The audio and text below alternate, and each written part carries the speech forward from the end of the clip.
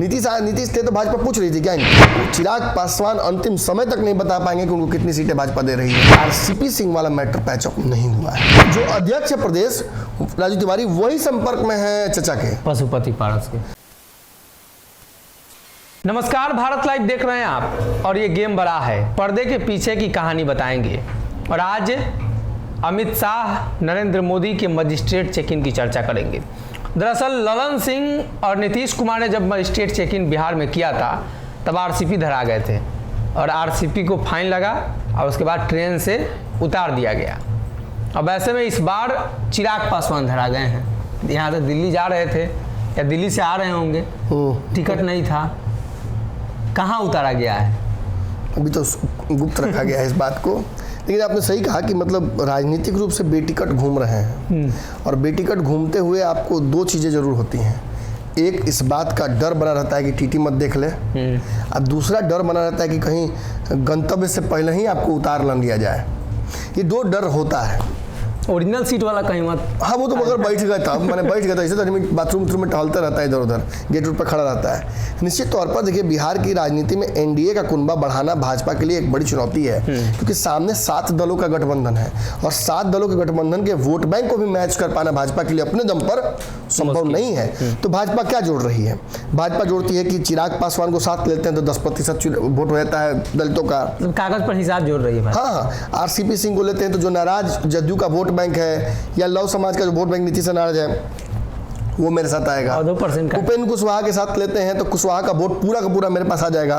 उनको लगता है कि मुकेश सहनी आ जाएंगे तो एक बहुत बड़ा वोट बैंक वहां से उठाकर हम लेके आ जाएंगे निषादों का 14% का आसपास ब्लॉक कहते हैं। उसी में माली समाज का वोट बैंक अगर चाहिए होगा तो पृथ्वी माली को हम साथ ले लेते हैं तो हमको मिल जाता है। तो इन सारे 5-6 दलों का जो कॉकटेल है, इसको मिलाकर भाजपा एक साथ पीना चाहती है ताकि वो एंटीबॉडी तैयार हो जाए नीतीश कुमार और तेजस्वी यादव के खिलाफ। लेकिन आप अच्छे से जानते हैं कि जहां बाकी दलों के जैसे मुकेश सहनी से कोई लाग लपेट नहीं है। मुकेश सहनी के विधायकों को भाजपा ने तोड़ दिया, मुकेश सहनी एनडीए से बाहर चले गए। एक हाथ देंगे, एक हाथ लेंगे, एक हाथ देंगे, एक हाथ लेंगे। वहाँ लेन देन का हिसाब किताब है।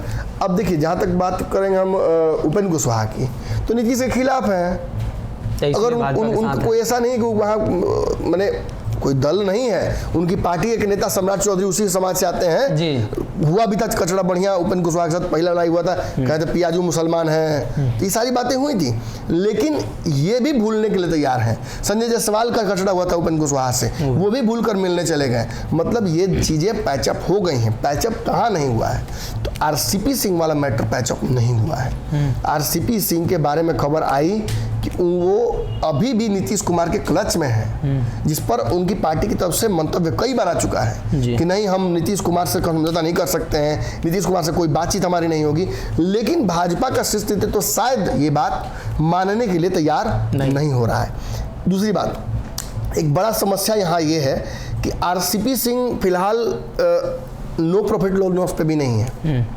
भाजपा के लिए एसेट लायबिलिटी वाले सिस्टम में वो लायबिलिटी बन जा रहे हैं। कैसे बन जा रहे हैं?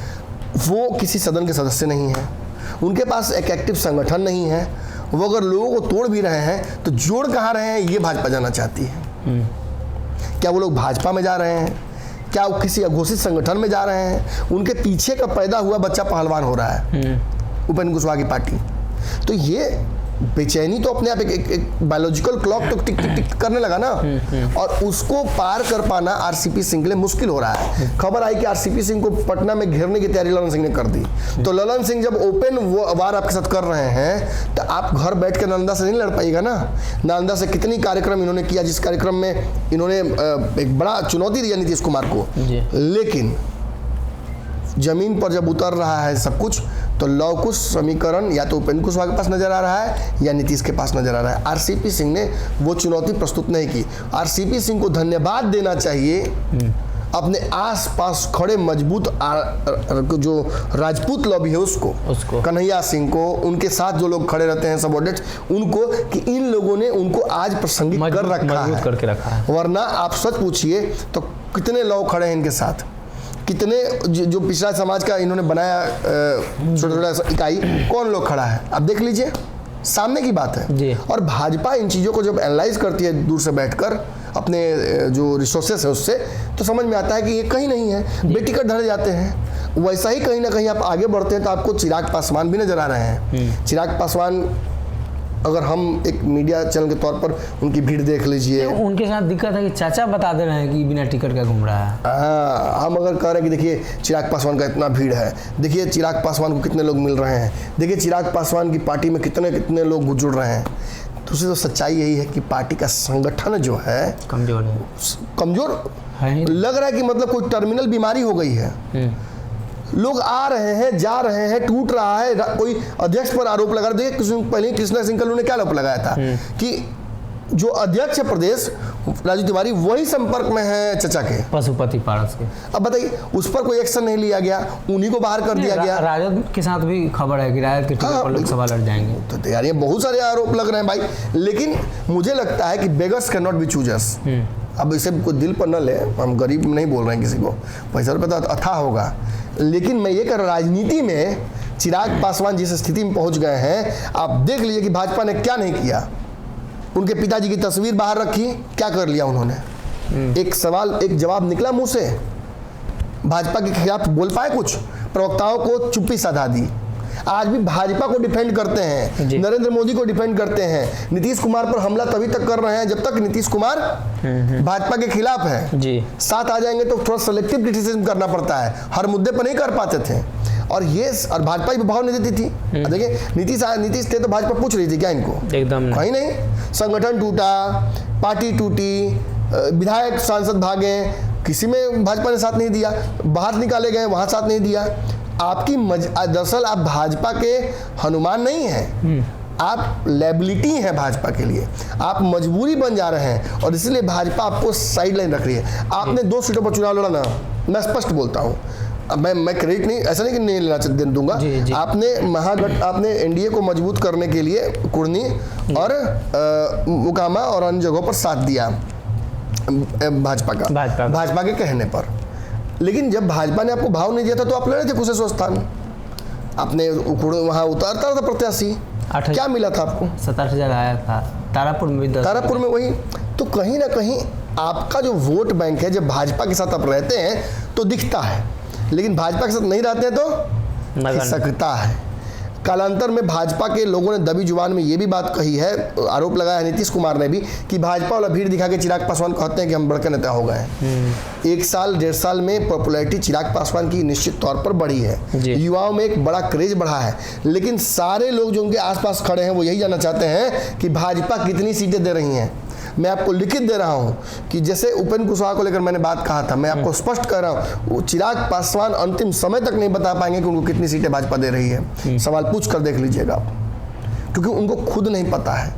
भाजपा उन्हें जिस संशय में रखी हुई है और एक ऑप्शन के तौर पर रखी हुई है, जैसे कि ये सीट हम ले लिए और ये भी सीट मैंने बुक करके रखे हुए हैं कि ये सीट मान लीजिए खिड़की पर नहीं है तो हम ये भी सीट बुक करके रखे हुए। इस तरीके का स्थिति है।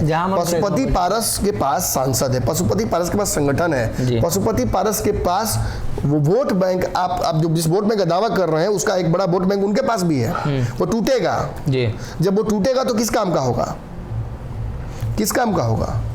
आज एनडीए के साथ है पशुपति पारस, तो चिराग पासवान को भी डाल लेते हैं। माने पहले से उसमें केसर डाला हुआ है, उसमें घी डाला हुआ है, तो इलायची डाल दिए। केवल इलायची पे तो नहीं बन पाएगा, नहीं चल पाएगा, ये पकवान नहीं बन पाएगा इस तरीके से। और भाजपा इसे जानती है, भाजपा जानती है कि जब चिराग पासवान अपने सांसदों को वापसी अब तक नहीं करा पाए, जब इतना हम ताकत दे दिए, Z+ दे दिए, हमने उनको स्थान दिया चुनाव में, सब कुछ दिया, लेकिन वो नहीं कर पा रहे, तो मतलब कहीं ना कहीं या तो चिराग पासवान की महत्वाकांक्षाएं ज़्यादा है जी, या अभी भी वो राजनीतिक रूप से उतना जगह उस जगह को नहीं पकड़ पाए हैं जहां से वो भाजपा के लिए संपूर्णतः उपयोगी बिना पशुपति पारस के हो सके जी। और इसीलिए कहीं ना कहीं यहाँ भी आप देखिए कि बेटिकट में बार बार कह रहा हूँ कि फिलहाल चूंकि भाजपा से कोई आपका अलाइनमेंट ही नहीं है जी जी, और इस वजह से आप बेटिकट नजर आते हैं। भले ही भरी सभा में ये बात कह दी सुशील मोदी ने कि चिराग हमारे साथ है, लेकिन क्या भाजपा के एक्शन से लग रहा है कि चिराग उनके साथ है? सुशील मोदी बिहार में क्या है? नहीं ठीक है, फिर भी मतलब बड़ी सभा से उन्होंने कहा ना, कोई बात तो काटा नहीं उनका, चिराग पासवान के पक्ष में ही बात गई लेकिन आप देखिए कि किस तरीके से उनकी पार्टी के प्रवक्ता से जब आप बात कर रहे थे तो क्या किसी ने कहा कि हाँ हम भाजपा के साथ हैं खुल के? नहीं, उन्होंने कहा कि अभी फैसला नहीं, अभी फैसला नहीं हुआ है। मतलब कहीं ना कहीं चिराग की जो शर्तें थी, चिराग की सीटों की जो डिमांड थी, उन सब को लेकर भाजपा फिलहाल होल्ड लगाए हुए है। कहीं ना कहीं चिराग पासवान को लेकर भारतीय जनता पार्टी ने जो फैसला किया पिछले दिनों चुनाव में साथ रखने का, और चिराग के लिए पहला मौका था लंबे समय बाद कि भाजपा ने चिराग को सामने से ऑफर किया, लेकिन उसके बाद फिर से भारतीय जनता पार्टी चिराग पासवान को लेकर कुछ सोच नहीं रही है। और आने वाले वक्त में ये पता चलेगा कि चिराग पासवान भाजपा के साथ हैं, किन शर्तों पर हैं, कितने सीटों पर हैं। और स्पष्ट समझे तो उपेंद्र कुशवाहा बाद में आकर अपना सब कुछ तय कर लेते हैं, चिराग पीछे रह जाते हैं। मतलब ये साफ है कि भारतीय जनता पार्टी चिराग को एक ऑप्शन के तौर पर देख रही है। अगर ये वीडियो पसंद आई और वह बिहार के राजनीति और बिहारियत से सरोकार रखेनी तो सब्सक्राइब बटन दबा के चैनल के सब्सक्राइब कर ली। ओजे एगो घंटी बा, ओकरा बटन दबा देला से कुल सटीक और मारक खबर रुआ मुफ्त में मिल जाई। अगर रुआ पत्रकारिता के हमनी के नया प्रयोग में सहयोग कर चाहतानी तो ज्वाइन बटन दबा दी। पेटीएम नंबर नोट कर ली 9386816700। धन्यवाद।